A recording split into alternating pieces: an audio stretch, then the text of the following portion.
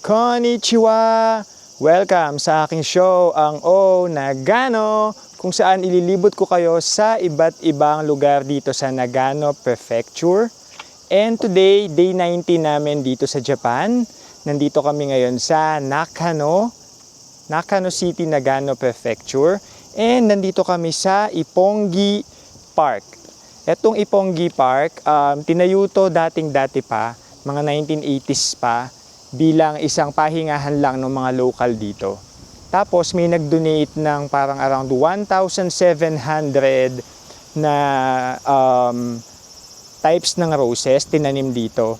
Simula no, naging sikat na siya na flower park or rose garden. Ngayon, summer, hindi masyadong madami yung bulaklak. Pero kapag spring, super daming bulaklak dito. Around, kung di ako nagkakamali, nakita ko sa internet, around 2,500 na uri ng roses yung makikita dito. So ayan, libot-libot lang kami ngayon, chill-chill lang. Dito sa part na to, merong may playground ng mga bata. Ang maganda rito sa Ippongi Park, libre, walang entrance. And at the same time, maraming punong nakatanim, so malilim. Pwedeng maglakad-lakad. Kahit nga wag na ako magsombrelo dito, okay lang eh. Saka mahangin. Mahangin dito. And maluwag. So dito tayo punta sa part na medyo madami akong rose na nakikita. Mga kasama ko nagpipicture-picture na. Suot natin tong ating costume, mga kababayan. Okay. So, ito pala yan. Dami pa rin palang roses kahit summer. Ayan o. Kita nyo? Ganda. Ayan, pakita ko sa inyo yung mga roses dito. Kita nyo naman, no? May red, may kulay pink, may kulay orange. Meron ako nakikitang kulay white, kulay yellow, may parang purple. Ito kulay yellow. Ang ganda dito, lakad-lakad ka lang, chill. Wow, ang ganda. Ito, pink na pink yung mga nandito. Perfect. Ito sila, oh. Nagpipicture. Ayan, paikot siya eh. Paikot tong park na to, and ayun nga, madaming roses na nakatanim. Dito tayo sa malilim na area. At may mga statwa ng mga bata. Tapos, sa paligid nitong park na to, madami din naman mga bench, mga kagaya niyan, yung mga nakikita niyo sa likod ko, na pwedeng upuan. Ito, dalawang batang nakaupo. Ganda rito, sarap lang maglakad-lakad, mag-chill-chill. Kasi nga ang lilim. Ay, salamat. Kala ko kasi mainit, kaya nagdala ako ng sombrero.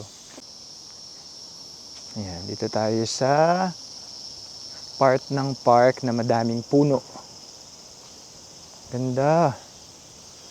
Tapos ito palang park na to, katabi lang siya ng mga bahay, nasa residential area siya. Kaya mas chill talaga yung vibes. Hindi siya yung nasa gitna ng city. Super relaxing dito, nakakatuwa. Worth yung biyahe namin na 40 minutes.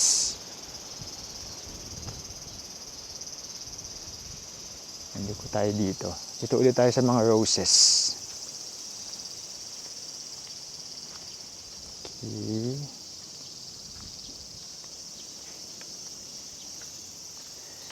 Siguro super ganda dito pag spring.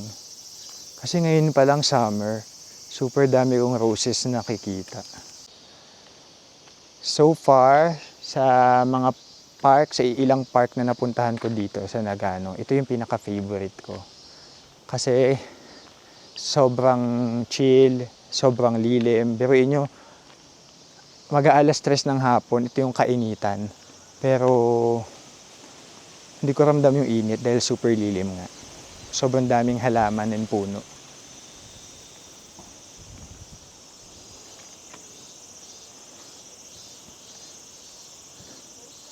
Ito yung parang example ng pahingahan. Ayan, no?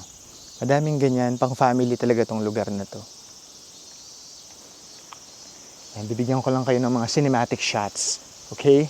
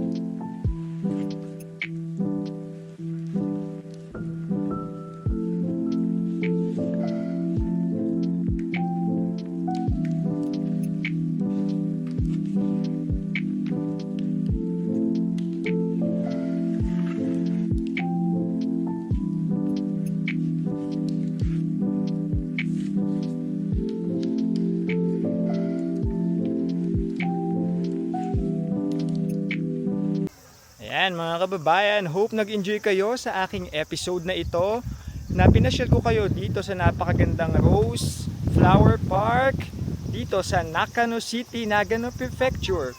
Hanggang sa susunod na episode ng aking #1 travel show on Earth and on Jupiter. Ito po ang inyong host, ang inyong Kuya Rafa. Hanggang sa susunod na episode ng Nagano Johnny.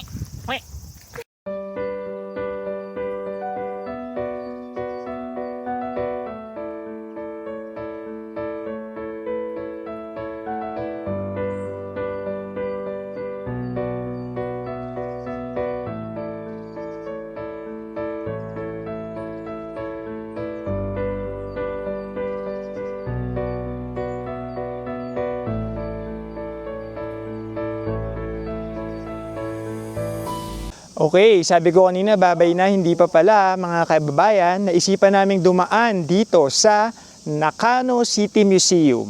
Nandyan siya sa likuran ko. Pero hindi yan ang sinadya talaga namin dito. Ang sinadya talaga namin dito ay ang view deck na ito. Nasa nga namang napakaganda ng view. Tanaw na tanaw mo ang buong Nakano City at ang mga kabundukan. Ayan, tuwang-tuwa ang mga bata. Hindi ba napakaganda? Di ba? Tanaw na tanaw dito ang mga bundok na nakapaligid sa Nagano, ang Nakano City, mga puno, kagubatan. Talaga nga namang nakaka-relax. Kaya tignan nyo sila, tuwang-tuwa sila dito, oh. Ganda. Di ba? Ganda, oh. Chill lang tayo dito, relax lang. Okay, tapos na kami mag-picture and video dito. Ngayon, pauwi na talaga kami. Sobrang nag-enjoy kami sa road trip na ito dito sa Nakano City. Nakapunta kami ng Ipongi Flower Park at eto sa Nakano City Museum, yung napakagandang view deck nila. I hope ay nag-enjoy ang lahat sa aking episode na ito ng Nagano. Hanggang sa muli, ito po ang inyong Kuya Rafa.